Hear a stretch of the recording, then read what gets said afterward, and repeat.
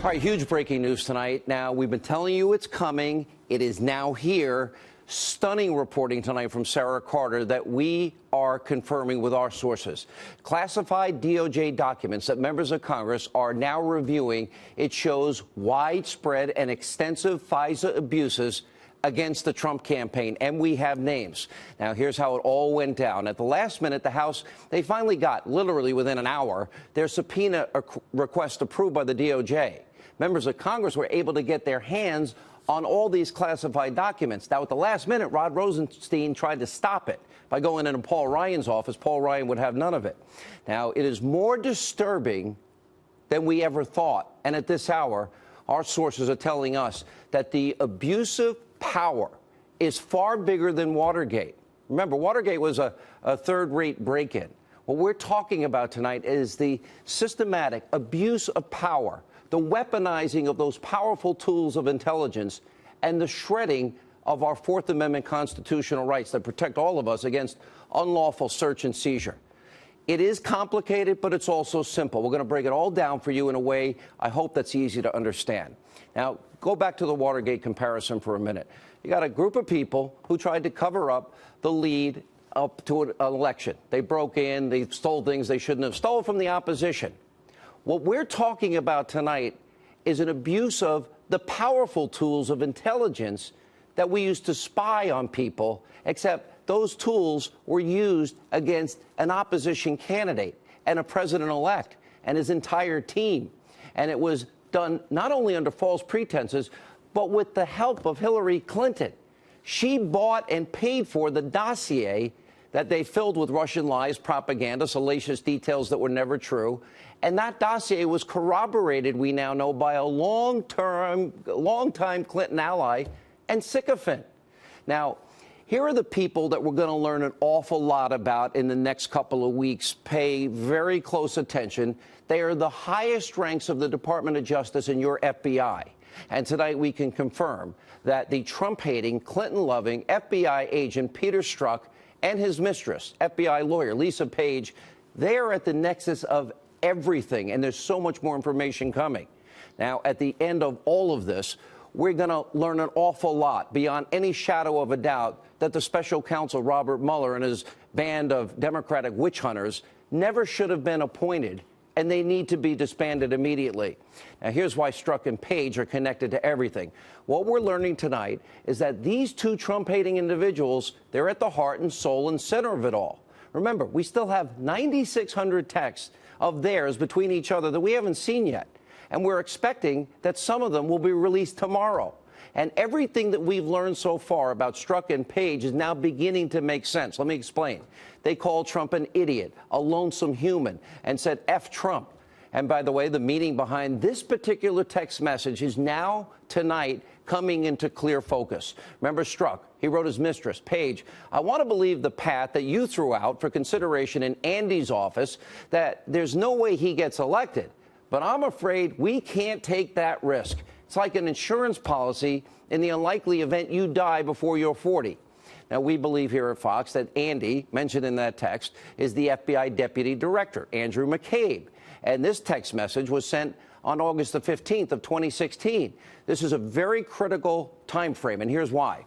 Around the exact same time that Strzok and Page are talking about their insurance policy, well, the Obama administration officials are going to the FISA court to get a warrant on Carter Page. Stay with me.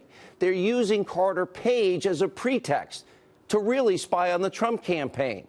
And now it is transparent to all of us what Strzok was saying to Page when they spoke about the insurance policy with Andy, we believe Andrew McCabe, in that text message, needing that insurance policy. Now, everyone seems to forget Lisa Page is a key legal counselor for McCabe. See how it all ties together? And listen, when they're sending the text messages about an insurance policy, they're also going to the FISA court. Now, sources are telling us tonight that the first time they tried to get the FISA warrant against Carter Page was in the summer. It was denied. Then the second time they tried to get it in the early fall, they used the phony Clinton bought and paid for dossier. And this time they were successful for one reason. The fake news dossier put the request over the top. It was the final nail in the coffin to get the FISA warrant out there against Trump. Now, you can forget about the reporting about George Papadopoulos running his mouth at a nightclub to an Australian diplomat. Any lawyer is going to tell you that that four-way hearsay, it's never going to hold up in court. Hearsay doesn't hold up in court. So back to Carter Page and the FISA warrant on him. There's a very important variety of things happening here. At that point, the Obama administration, they should have known that the dossier was totally false, full of salacious Russian lies. It should have been suspect on its face value. Now, Fusion GPS, they never even verified what was in that dossier, never tried, because they trusted Christopher Steele, who they hired, who put it all together. The same Christopher Steele would reportedly, pay Russians to get information. And by his very nature, think about it, he was a former MI6 guy. He was highly skilled in deception. So tonight, sources who are familiar with this classified information, only Congress can see it right now, they're telling me that it's a case of show me the man and I'll show you the crime. All right, now that you're up to speed on that part, we have a lot of questions for key people involved. Now, we need to know what all of these top Obama administration officials knew and when they found out, and exactly how they were involved in spying on an opposition campaign and an incoming president. Now, our questions don't end there. What did Hillary Clinton know? Her campaign know? The DNC that she controlled know? We know they paid Fusion GPS, $12 billion plus to put this phony dossier together. Did she know this was happening, and when did she know it? What did President Obama know? Was he briefed about the dossier before the election? We believe he was. To sum it all up, Clinton fixed the primary, remember, against Bernie Sanders. Then Peter Strzok and James Comey, they fixed the investigation into her emails by exonerating her before even investigating that particular case. That allowed Clinton to stay in the race. And at the same time, Strzok, his mistress, Lisa Page, Deputy FBI Director McCabe, seemed to be on a mission, an insurance policy mission, to destroy Trump. The insurance policy is in case, God forbid, he wins. We don't think it's going to happen. And it's clear they were using the powerful tools of intelligence and a FISA warrant to have a backup plan in case Hillary lost. This is far worse than Watergate. This is an abuse of surveillance and intelligence to win an election, a massive abuse of power.